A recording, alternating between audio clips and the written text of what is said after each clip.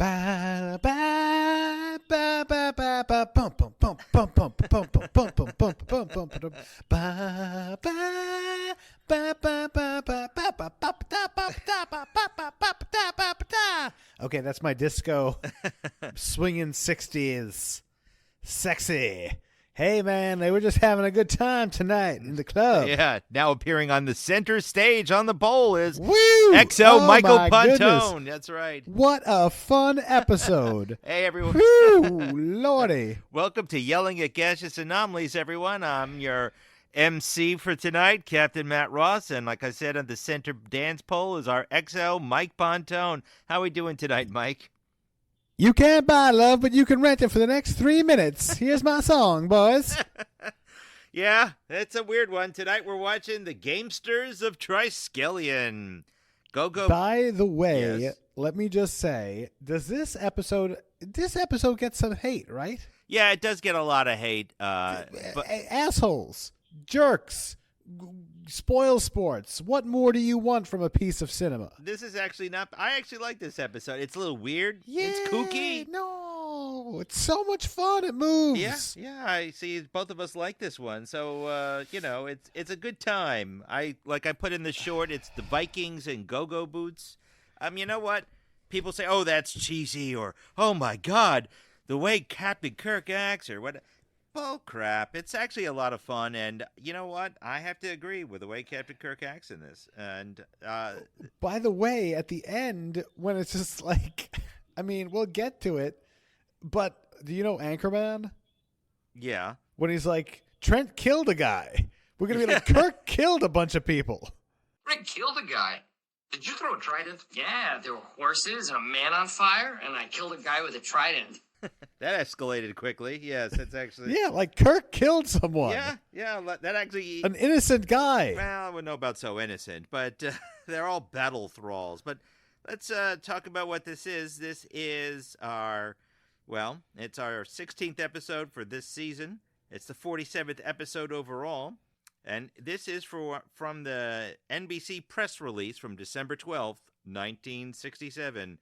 Captain Kirk, Lieutenant Uhura, and Ensign Chekov vanish during the transporting process and find themselves prisoners of highly developed masses of brains without bodies in Gamesters of Triskelion.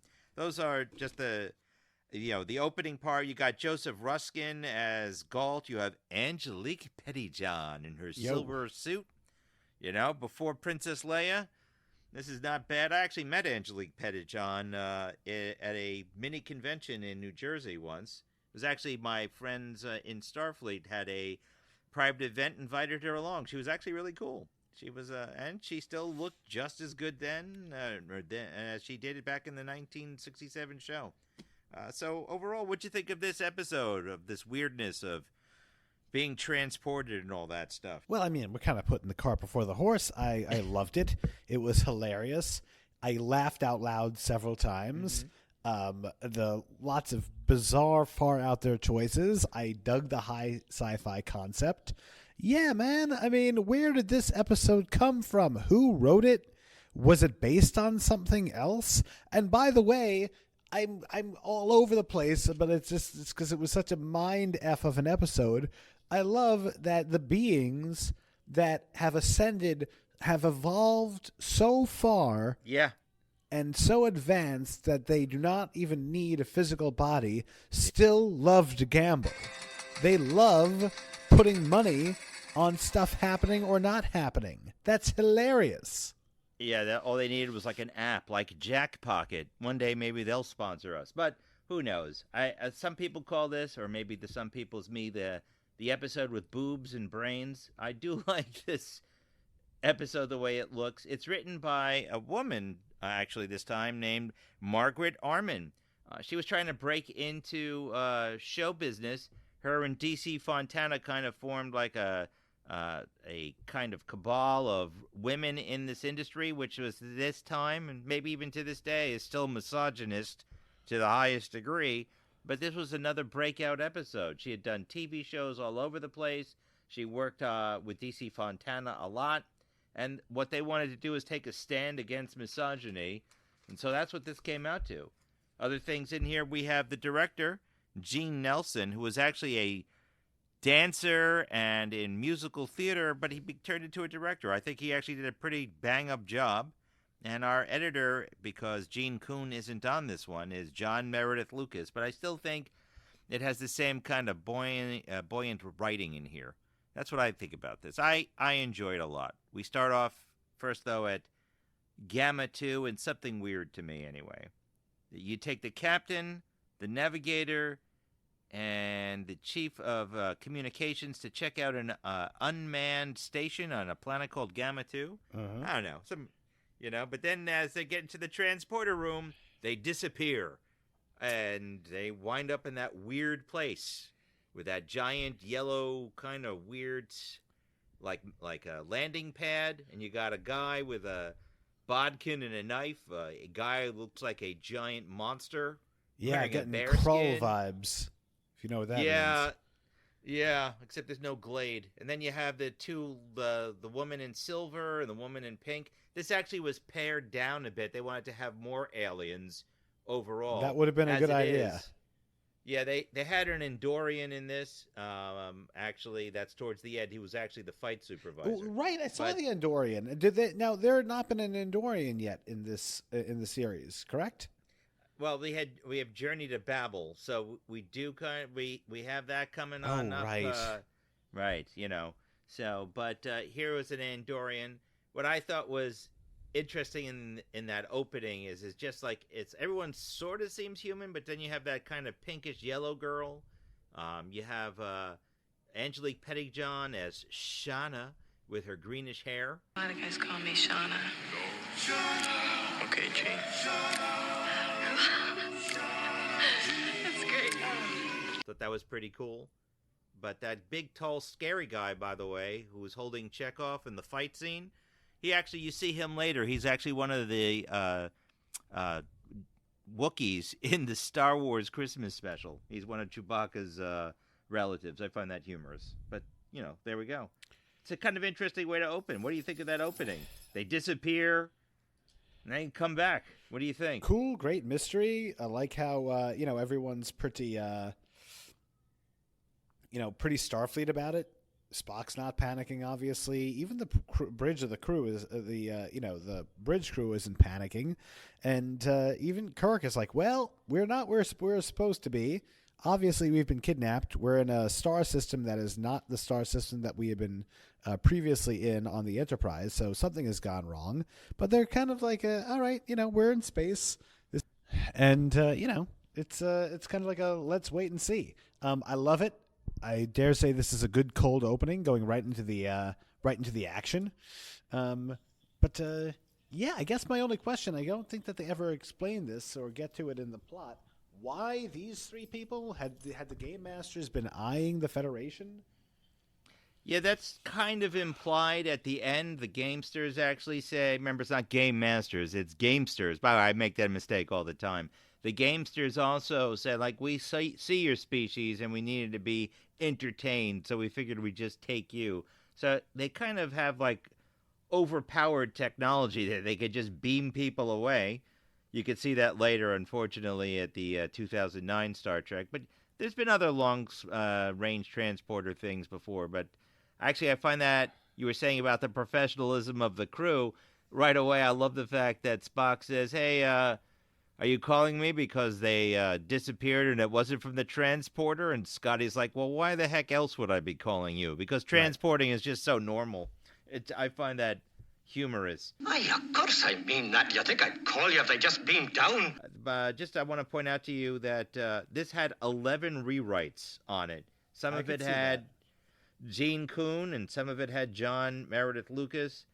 There were changes on explaining what the providers were. There was actually something when we later find out about there's interval periods for training. One of them was a sex period, by the way.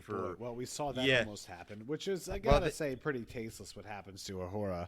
And, I mean, it's just kind of like Deus Ex Machina that she escapes that. Robert Justman, this was called the interfusion period as opposed to the sex period, as I said. His quote about that, where they had to write it out, was, Hopefully, we will be able to prevent Gene Roddenberry from reading about the interfusion period. I shudder to think what terrible ideas this quaint custom is liable to engineer in his twisted and warped mind. Also, come to think of it, I could just see this, this kind of a little incel-y thing from Roddenberry repeated. That he keeps on putting people in situations where it's okay, doesn't matter what you look like, you're entitled to make love to someone. Like, oh yeah, you know what I mean? It's like it's like the Pon Farr, where it's just like, okay, no questions to ask, no seduction, no convincing. This is owed to you just like you're getting a ration of like a meal, which is pretty gross. Yeah, it's kind of, there's no consent. Yeah, it's a little gross. I mean, I could see him saying, like, no pants. There are no pants in space. That's what I see happening next. Technically, they aren't wearing pants. The battle thralls. We find out also they didn't want NBC to see this, because imagine if there was a sex, NBC would probably flip its mind out if it heard something about like that. They were watching about how much skin is not taped down on their costumes. They'd be losing their mind if they found out there was sex. Right. Oh my goodness, But that also, these creatures that were later called the providers are called the logitants, as in logic. But the idea was to have a planet filled with mixed races. I like this idea. They come to a planet which is obviously like an arena.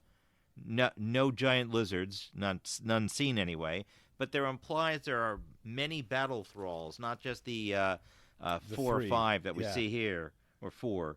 But it's actually 5, because there's one guy that they're going to whip, which I wanted to come to a little bit later. But I like the idea of this idea where they're being captured and being trapped on this planet, and the crew of the Enterprise has to figure out what to do. This is also something, by the way, where Sulu, again, has been replaced by Chekov, because Sulu is still filming the movie The Green Berets. I was about to say, I saw that Sulu was absent. Yes, it's again the same thing. Also, by the way, Gene Kuhn made fun of the idea later that Captain Kirk is the ultimate kisser. He kisses a woman, and then she suddenly changes her mind as to what is going on. So, well, I mean, that's very simplistic. I understand. I actually thought the seduction of her was pretty realistic, especially that she was supposed to be his love mate, and the fact that he was not going at it, he was doing it smartly. I mean, you tell me, Captain, when we're ready to get to the scene, the moment where I died, where I laughed out loud, and I went over and ran like a kid going to their mommy to tell my wife, Crystal, about what the hell I just saw. Oh, that's where you actually texted me to say, I can't believe that. And I was laughing hysterically, because that is one of the funnier scenes. But let's just hits a couple more odds and ends in this. This episode actually reuses a lot of things. The collars that are holding their necks together, those are the same collars. If you'll notice the shape of the kind of the pentagramish shape or on their necks or on the collar. That collar idea, which had changed several times, it's actually a reuse of the control buttons for the robots from iMud. One of the other things is Galt, the bad guy. His flowing robe makes him look like he's floating. I think it actually... Well, also, he looks just like another Anton LaVey looking guy from... What's the name of the Halloween episode? Cat's Paw? Yes, Cat's Paw. But he's in from the Wild Wild West. He was actually all over the place. But the main issue is that we're going to come to right now is just being trapped on this planet, and we see the crew kind of trying to find it on the Enterprise. But I like this whole little bit. Let's just get right down to this. Has a lot of comedy inside it as well. From what would you like to hit? You are really jonesing on this Shanna thing, so go ahead. Talk to us about Shanna. And okay, Kirk. Well, from the top, gorgeous woman.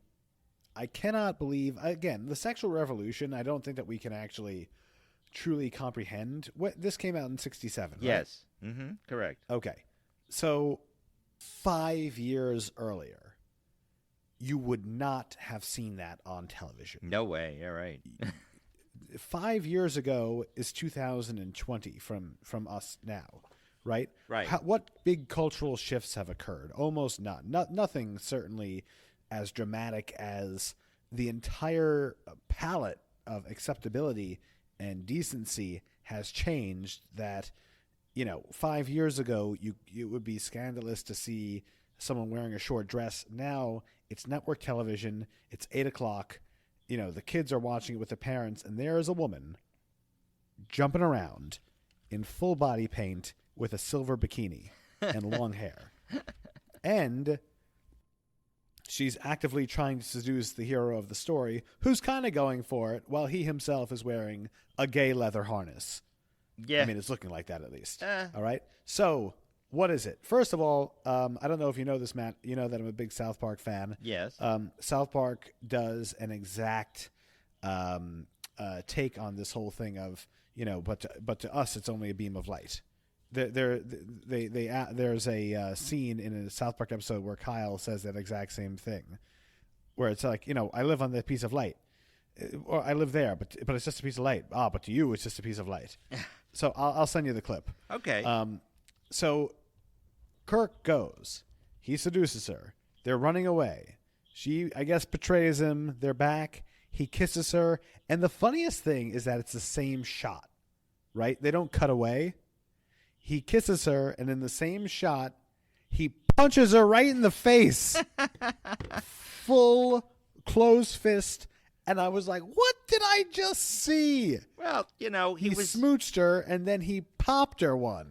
I'm sorry, Shauna. He was using her so he could escape. It's clear he was trying to save his crew and somehow get away from these people. So that was the idea. Just hilarious. It was, but it's Angelique Pettyjohn. Would it surprise you that she was also did pornography later? But she no, it would not. Well, I don't know. She seemed like a fine actor. Like, nothing to write home about, but nothing worse than anything else we saw. She was in the film Elvis's film Clambake. She was also in Get Smart as Charlie Watkins, which is funny because Charlie Watkins is voiced by a guy, so she is a disguised guy. That's obviously she's not. I find that absolutely hilarious. She actually said when she tried out for the job, she said the script called for an Amazon. She goes to the producers, "I'm 5'6". I am not an Amazon." And the producers laughed, saying like, "Look, honey, next to Shatner, you'll look like an Amazon." I find that absolutely hilarious. Is Shatner short? Not really. He's like 5'9", 5'8", 5'9". It's not short, but I find that absolutely hilarious. So yeah, I didn't take her to be an Amazon, but I could buy her as a alien who was stronger than a human. That's true. With the green hair, and when she came on the set with that silver outfit, the entire male crew dropped everything. They're like, holy smokes! She was I'm sure very attractive. She later in her life found out she was addicted to alcohol, and she got off that and cleaned up her life when she lovely. And she became big in the convention circuit, Star Trek convention circuit. That's actually when I met her. I think I met her in 1988, and she was actually really nice to talk to. I have her autograph somewhere, and she was a pleasant individual. She stopped at this Star Trek club just event to meet and greet for 30 minutes and then went on to a Star Trek con thing. That's very nice of a star to actually do that. So sure. I thought that was very nice about her. The other person that's in here, Joseph Ruskin, who plays Galt, the guy in the black outfit. He's actually in from the Wild Wild West. He was usually a bad guy from The Untouchables. He was also in Man from U.N.C.L.E. and Gunsmoke. He was also the bad guy Genie in the Twilight Zone, Man in the Bottle. How about that? Oh, yes, of course. So he actually played it perfectly. I already told you the other ones are pretty much like stuntmans. Yes. But then we have also this entire concept that they're all like thralls or slaves. I think that was interesting. In the very beginning, it goes like this: "You will not be known by your names and titles," yet they keep calling Kirk Captain during the entire time. Yeah, well, again, it's for TV. There are quite a few premises from this episode that don't make a tremendous amount of sense. Well, there is, like I said. Mm-hmm. well, case in point that that the super evolved brains just love to gamble. They don't want food. They don't want sex. They don't want conquest. They just want to roll some dice, and that they're. Well, anyway, go on. Well, I was going to say there's a couple of things in here that we later see in later Star Trek. In fact, in TNG, McCoy asks Spock how long, they're like disembodied atoms floating in space. And Spock says we could have tested. Right. And he goes like, I wonder how long you could stay in a transporter beam. It's been nearly an hour. Can people live that long as disassemble atoms in a transporter beam? I have never heard of a study being done, but it would be a fascinating project. Well, we find that out later in the episode Relics. Relics. Yes, with Scotty and TNG. That I found that, I wonder. I don't think they actually referred back to it, but, I could be wrong about that. I'd have to look into that. Well, also, it's been a while since I watched Relics, but I had assumed that only Scotty could have figured that out. That's that he true. did something that stabilized it indefinitely. That was something he did something with a feedback loop on his ship, the Janolan, when they crash on that giant Dyson sphere. That's correct. But in our story over here, there's also the comedy between Chekov and Tamoon. I am called Tamoon. Oh, please to know you, miss. Tamoon is actually supposed to be sort of not like bisexual or indeterminate, either male nor female, hitting on Chekov. Yeah, I was thinking get that too, because I was like, well, that person's not that attractive, lady. Certainly, Kirk got the cherry, but I'm like, wait, is that a man? Yeah, that was the point. So, they were trying to. Was that a man? No, it's a woman, but they were trying to put it into different perspectives to try and give you an idea. Walter Koenig said they originally had done it where they weren't going to show her face, but he came up with an idea, and G. Nelson, the director, liked it, where if they're both sitting at a certain angle, they both you get to see both of them on camera at the same time, which actually gives them both screen credit and actually gets the person who's there for a little bit some extra money. So that was very nice of Walter. Good idea, too, by the way. Yes, quite. Genius. I like the idea of Tamoon. I think that's actually pretty funny. I thought she was absolutely hilarious in there. She is actually pretty cool in this, I thought. But also you had the guy Lars. He was played bit pieces like a police officer here and there. The guy who tries to rape Uhura. It's kind of chilling. Boy. That was disturbing. But then you had something, I would say, that kind of fits with... They're trying to talk about like civil rights in a sense. You had one thrall who misbehaves, a black man, and they ask Uhura to whip him. I thought that was pretty messed up there. Right, but then Kirk says, "We will not." She said, "I will not," and then Kirk has to go fight all the thralls. Well, also, I mean, that was a recurring thing. I could tell that this episode has been rewritten 50 times because at times, they try to ham-fistedly put in a civil rights, slavery is bad message, which kind of comes out of left field and is also pretty quickly forgotten. Right. Which makes you believe that maybe that had been more of the thrust of the reason of the episode when it was originally being written. But I also got to figure that maybe they also realized, like, listen, we've got a bunch of people running around with no clothes on. we can't elevate this with an anti-slavery message. It's just tonally off. Right.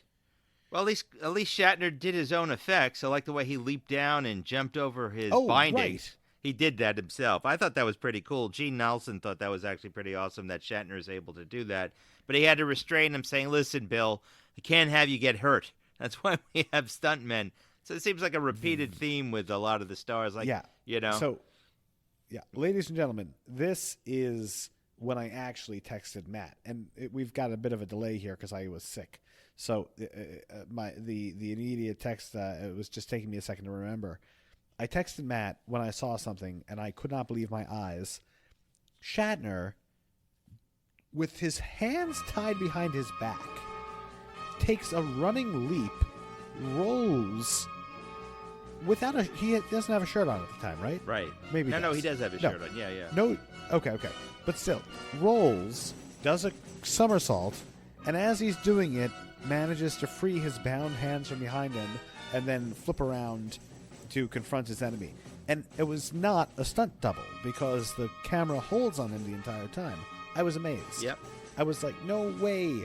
No, show me the actor who's doing that in this day and age, who's going to worry about scuffing his moneymaker. Yeah. I was astonished, and all this crap that Shatner gets about using a stunt double and super obvious, whatever, man. This guy could have done that, but he made the decision for one reason or the other to show up that day and to do it himself. So God bless him. He did a great job. By the way, Tamoon is played by a actress named Jane Ross. That's the one who's Tamoon. But yeah, the guy he was fighting, Klug, Mickey Morton, he's played like, here's a surprise, because he was a very large man. He played a gorilla. He played, again, a Wookiee in that Star Wars holiday special. Very large guy. He was always playing large monsters or something like that. He's in Man from U.N.C.L.E. Steve Sandor is Lars. Dick Crockett, who's the head stuntman, is the Andorian. So I think that's actually pretty neat. So they were all stunt people, but they actually had other careers in there. I think that was kind of neat.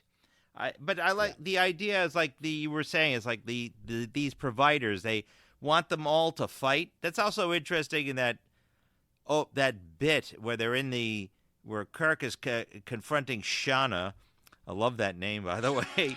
He goes like, "What happened to your mom?" "Oh, she died in a freestyle." I was like, "Wow, that's kind of dark." It's all they're doing is killing each other on this planet. What a waste! They capture all these people from all across the galaxy just to kill each other. That Kirk is right when he finally does confront them all by saying like, "Hey, you can train them to make a society. All you do is fight and bet money. Quatloos is what they bet with. I asked you last time, I bet you 500 Quatloos that you won't know the name of the episode." I wager 15 Quatloos that he is untrainable. I was right. But, yeah, what's the point of it? And it's not like they actually are exchanging money like in real life, but gambling on the most part, I find to be kind of tasteless as it is. It's just, I work too hard enough for my money. I hear this. I was listening to this guy, this thing about, because I do find gambling to be fascinating, despite not having any interest in doing it myself. I don't know. I saw you in Atlantic City. Oh, I know. Every time. So Matt and I went to Atlantic City. I was doing the Atlantic City Marathon, as some people who follow the channel will see. And I did indeed go out the night before to roll some bones and to hit some of the table games. And I you hit them horrifically. And this is one of the good reasons why I am not a person who enjoys gambling, because I always lose. I won $20. And that's good. Oh, Matt won $20. See, he's a professional out of us. Hey, I'll never understand these people who like. You know what the craziest thing is? When it was revealed that someone stolen millions of dollars to gamble. Yeah, you got the money. You just won. Yeah. Just leave. Go to Mexico. Exactly. I mean, I did win $5,000 in Vegas once, but that's like over 30 years ago, which is, I think I've put it back since then, and occasionally, I always follow when it comes to gambling. My old philosophy professor Washburn at New York University said, "The lottery is a tax on the foolish, so I only enter over 20 million." And I kind of follow that myself. So Never. Wait, have I? Yeah, no, I guess I've bought a lotto ticket once or twice in my time, but very rarely. Well, I think if it's ever over, I'll make a rule for myself. If it's ever over 500 million, I will buy a single lotto ticket. I usually spend like $10. If it gets like a ridiculous amount, I also buy it on my birthday. That's about it. I don't really go nuts. Although I do have the app, so I can bet. Oh God, no! Now I can stop anytime. I'm not trying to get too political, but that is one thing. I don't know. Online gambling is pretty rough. Yeah, that's one of the things that made Atlantic City dark. But anyway, let's get back to the story. I want to concentrate on the ship. One of the things that I found a little bizarre is the whining of McCoy. First, he's saying, "What are you doing, Spock?" And Spock saying, "I'm looking everywhere." There is that funny bit like where Spock says, all we can do is hope. McCoy is surprised at that. We shall continue sensor scans, Doctor.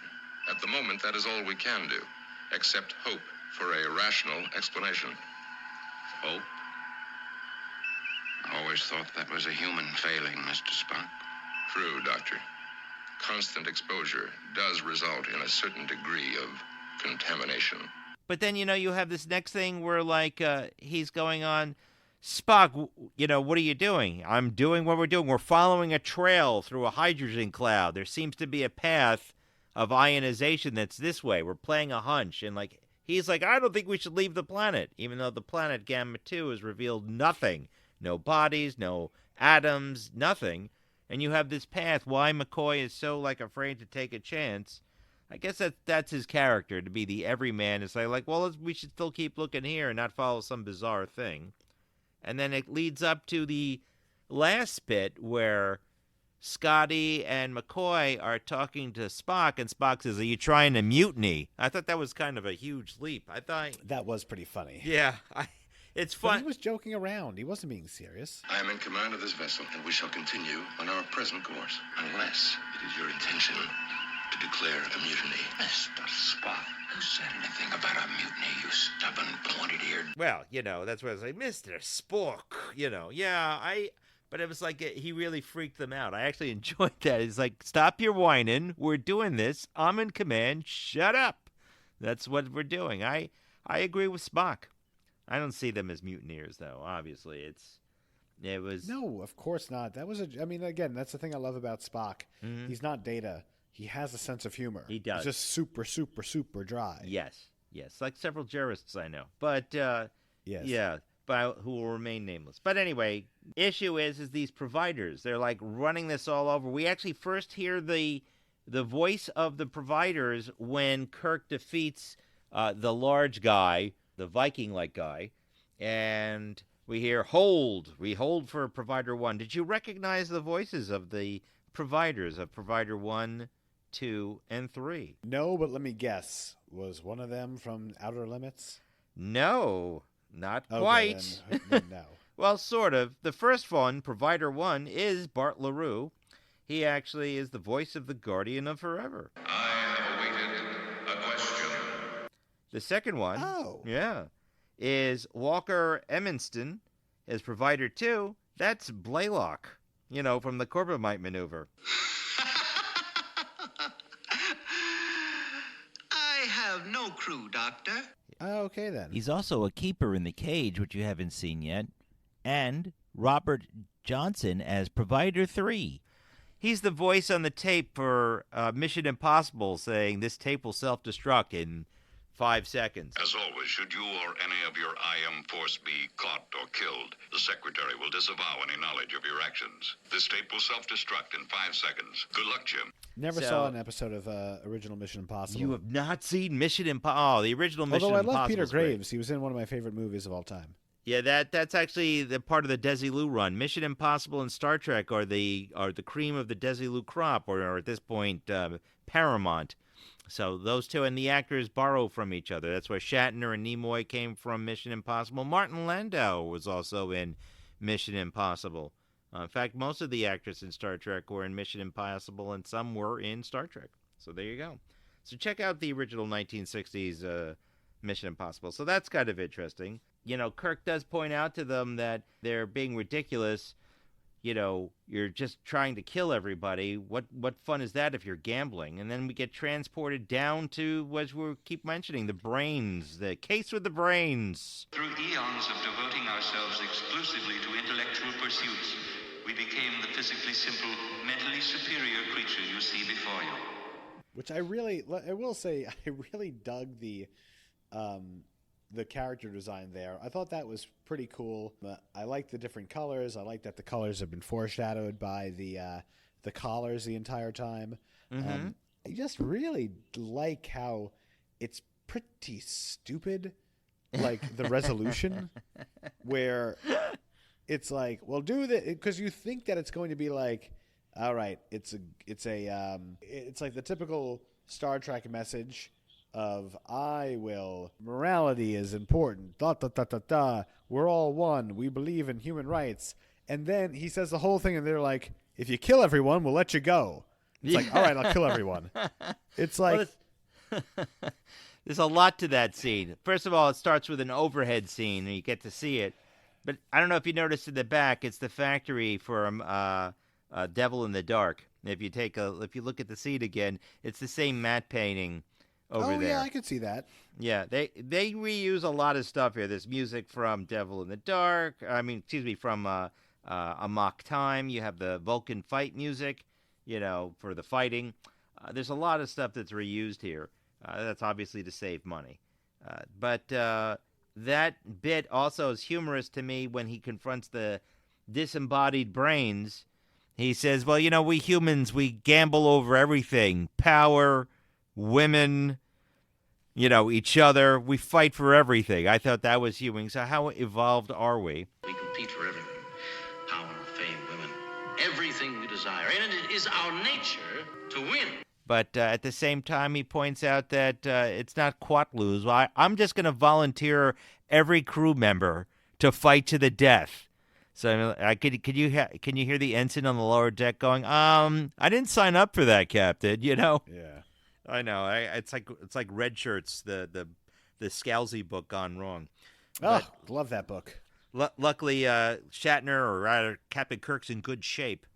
There's, Yeah. But there's actually another scene too. Actually, it's before that. It's where Shanna and Kirk are running into the ruins of the planet. And he's trying to explain to Shanna that there's stars in the sky, and he kisses her, and he goes, there's plenty of things that men and women can do. Like what? Well, and she goes, oh, yes, when it's time for breeding. I know all about that. We too have mates. When it is time to increase the herd, my provider will select one for me. So I thought that was actually very humorous. It's of course that would be in there. I kind of imagined Roddenberry had an input on it, but she is a very attractive woman, Shanna. Did you have any opinions on that, or nah? Or is More that than what I've already just said? Yeah, come on. No, nothing further, Council. All right, God so bless then her. God Yes. bless him. God bless the director and the writer and the silver studio and the producers who were like, you know what? Times have changed. Put it on screen. Yes, silver Gogo boots and all, And then we have that final scene. Kirk actually is about to battle it. It's when the Enterprise shows up, and the Provider One says, yeah, you figured it out, but you're not coming down there. And that's where we have the wager between Kirk and the Providers. Because as he points out to the Providers, if I win, you have to train the thralls so they are educated and can run a society, and you let us go. And they're like, and if you lose, well, then all of us will be your slaves. And as you say, is like, yeah, you just have to kill the 3 people that we send to you. And he's going like, well, that's not fair. And he goes, not for a true gamester, it isn't. And there you go. He had no choice. Right. And then we have our final battle. I was actually surprised that Shanna actually kind of surrendered. But, the fact that the providers actually said, it's okay, you know what, we're going to follow it, I actually enjoyed it. And I enjoyed the way that kind of ends. You think it's lame the way that ends? That he has to kill a bunch of innocent people? No, not that. What do you mean? They've been kidnapped and made into thralls, and he murders them. No, I'm talking about at the extreme end where the idea is that yes, yeah, where he basically, she said, you lied to me. He goes, no, I didn't lie to you. I just was trying to escape. But your favorite scene, but that ending where she says that I want to go with you, and he goes, you have much to learn. I thought that was a very touching and well thought out ending. You have much to learn before you get to the stars. And she says, I like that ending. No? Sure. Yes. That's it? it? Fine. What? It's fine. I don't know. It's a little basic for how, morality message. I like that it wasn't just everyone laughing on the Enterprise bridge, like a couple of different ends this season. My son, the doctor. Yes, his son, the doctor. Yeah, no, that's explain pretty this much again, though. I missed that. How did Spock figure out where they were? When they were at Gamma 2, an ensign figures out there was a high energy discharge in a hydrogen cloud. Mr. Spock, I'm getting a fluctuating energy reading on this hydrogen cloud. It's faint, sir, but it consistently reads in excess of predictable energy level. Interesting. Seems to be an ionization trail. And when they look at it, there's like a path from the planet all the way to Triskelion, which is 12 light years away, as Scotty points out to it, or 11.76, or something to that effect. But that was the one hunch they had. They said Spock says, "I'm not following a hunch," and he gives some logical reason, and McCoy says that's called following a hunch. So, Right. but that's also command prerogative, as Kirk pointed out in the immunity system. Sometimes you got to go with your gut feeling. That's an actual command prerogative there. So that's why he went to it. I think it was okay. So, but I like this. This was a good time. It was a great time. It was a fantastic episode. Come on, let's wrap this up because I want to get to my final thoughts. All right. Well, I just want to let you know, in the middle of filming this, NBC had actually decided to cancel Star Trek right here. What? So the cast and crew were very upset. So on the day 3 of shooting, just to show you how they were all professionals, John Meredith Lucas, the current producer, comes down and said, "Sorry, everyone, after this episode, the show's canceled." So even though they all look like they're having a good time and doing their jobs, they're like, geez, what am I going to do for a job? They weren't going to pick up the rest of the season, so everything else was canceled. They haven't even filmed it yet. So like, man, they were all like kind of depressed. And guess what? Within 48 hours, they came down and changed their mind. So how crazy is that? Tells you how ridiculous. Shatner noted that for 2 days, everyone was like pretty much depressed. But they finished this on schedule. And I'm going to tell you this much. They also finished it on budget. So with that in mind, how much money do you think this episode cost, Mike? Well, wait, just one last thing. Something that I also rolled my eyes so bad at. They say, Kirk, you can't leave the yellow. Oh, yes. Within the first 5 seconds of the fight, his foot steps out of the yellow. And I was like, oh, well, that's it. They're going to call it. Nope. Yep. All the game masters were looking the other way. Yeah, the game masters were busy looking at their iPads or something. I will tell you that the director, Nelson, said he noticed that also in the dailies, that Kirk stepped out of the yellow. And he said, but I got so much else going on, and we have all this pressure. It was canceled, then brought back. So he said, after a while, as a director, you just say, screw it. That's an exact quote from him. I think it fits it perfectly in this. I would like to know what happens to the... Actually, I would like to know, maybe there's a book or one of our fans out there. If you maybe like, share, and subscribe, and email us at yellingatgas@gmail.com and tell us, is there a follow-up story? What happens to the thralls on Triskelion? What happens to them? But that's a question we'll have to figure out. So there we go. But asking on the costs, like I said, it was on schedule and on budget. How much do you think this cost? I believe, actually pretty limited cast, not too many special effects, reused, actually kind of limited sets, really. You just had the woods, the prison cell, and the arena. 187,000. That's pretty close. It's 179,844 in 1967. My God, the budgets just keep going down. It's like the opposite of modern. Do you know that the Andor second season is like $650 million? It's triple what the first season was. Yeah, that's one of the things about Star Trek. They keep cutting the budget, but they still keep putting out some good stuff. That was $1967. In 2025, when you're hearing this or when we're recording it, that cost $1,698,785.12. They saved money, by the way, by using music from iMud, Trouble with the Tribbles, and Amok Time.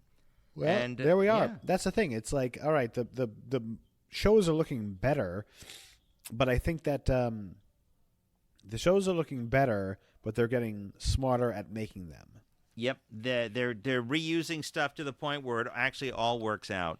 Just a couple other things over here. Shatner said this is his favorite episode with John Meredith Lucas as the producer. It's pretty narrow focus over there. Nichelle Nichols said she liked this episode a lot.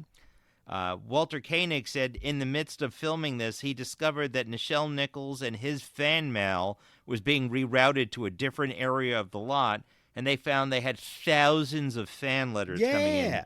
So it's about time that they got to share that. So that's cool. But that's basically it. I enjoy this one, so there we go. Anything before we get to our final thoughts and on this? Anything else you want to add to the episode, or? Nope. No, Dug it. Then let's get to our final thoughts. And on our very scientific 1 to 10 scale, Mike, what are you going to give the Gamesters of Triskelion?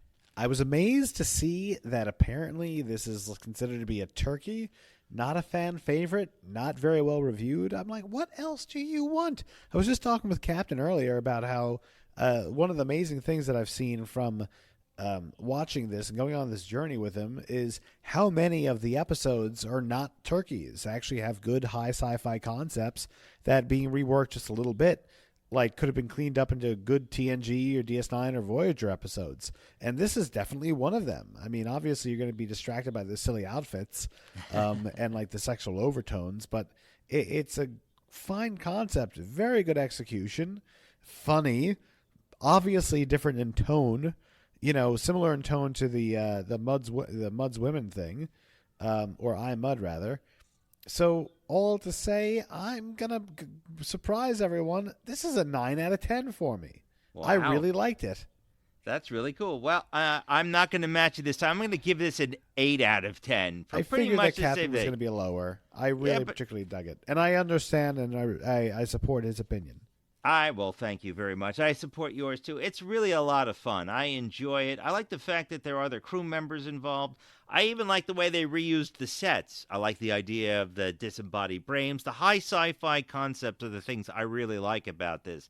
The cheesy factor of the outfits I find a little distracting, and I would have liked to have seen a couple of more battle thralls here and there. I think that could have added to it. I really do enjoy it, though. It's a fun adventure story. It ends on a hopeful note, an infection of hope, as McCoy points out.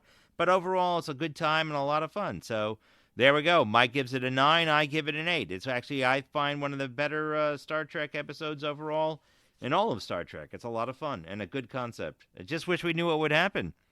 So there you go. That's the end of this one. There's something out there. Anyway, Captain, thank you so much for taking me on this journey. What a bunch of fun. What do we have to do next week?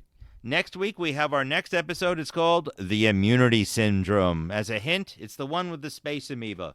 But it's a lot of fun as well. And we'll look forward to seeing you all on the next episode of Yelling at Gaseous Anomalies. Don't forget to like, share, and subscribe. And don't forget to hit that bell notification on YouTube. Also, please don't forget to email us if you like what we're doing or you have some comments at yellingatgas@gmail.com. And don't forget to stop by and get one of our T-shirts at the TeePublic T-shirt store. And, of course, don't forget to follow us on all your podcatchers out there. And that's pretty much about it. So, Mike, as always, thanks for joining me on this adventure through our trek through the stars. And I guess we'll just have to live long and prosper and see you out there. Bye, Jim Kirk. I will learn and watch the lights in the sky and remember. Giggity.